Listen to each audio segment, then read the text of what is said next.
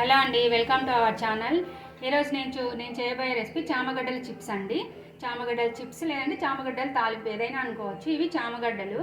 దీనిలను first wash చేసుకోవాలండి. నీట్గా wash చేసుకొని ఉడికించుకోవాలి. ఇలా నైఫ్తో కానీ ఫోర్క్తో కానీ ఇలా ప్రెస్ చేస్తే కానీ మనకు ఉడికినాయి లేదా అనేది తెలుస్తుంది.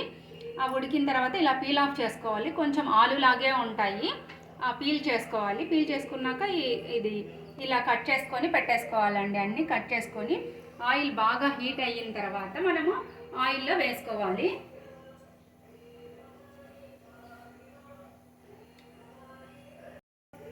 ఆయిల్ బాగా హీట్ అయిన తర్వాత ఇవి కొంచెం వేసుకోవాలి. ఇవి ఆల్రెడీ సపరేట్ అయిపోతాయండి. కొంచెం స్టిక్కీగా ఉంటాయి, ఏం ప్రాబ్లం లేదు. అవే సపరేట్ అయిపోతాయి ఆయిల్లో వేయంగానే. కొంచెం కొంచెంగా వేసుకోండి, మరీ ఎక్కువగా వేసుకుంటే వేగవు, మెత్తగా ఉంటాయి. తర్వాత అప్పుడు వేగినట్టే ఉంటాయి కానీ తర్వాత మెత్తగా అయిపోతాయి. సో అందుకు కొంచెం కొంచెంగా వేసుకోండి.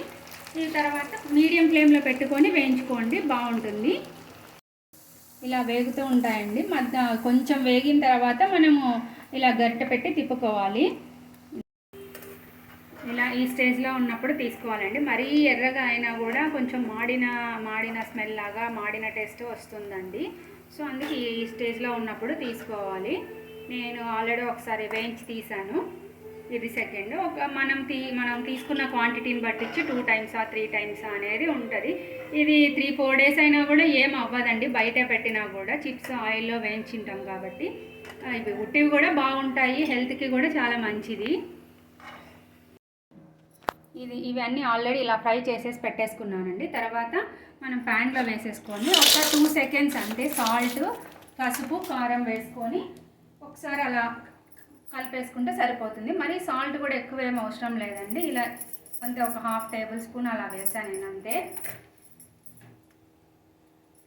కొంచెం పసుపు, కారం అండి. నేను ఏమంటే దీంట్లో జీలకర్ర, ధనియాలు, ఉప్పు, కారము, కొబ్బరి వేసి మిక్సీ గ్రైండ్ చేసి పెట్టేసుకుంటానండి. అదే వేస్తాను. కారం ఉండదు, ప్లస్ కొంచెం బాగుంటుంది టేస్ట్ కూడా. ఎక్కువేమీ వేయట్లేదు. ఇది పులుసు కూడా చేసుకోవచ్చండి, చామగడ్డల పులుసు. ఎక్కువసేపు ఉండేది ఎందుకంటే మాడిపోతుంది. ఒక 2 seconds అంతే. వీటిని టారో రూట్ అని అంటారండి.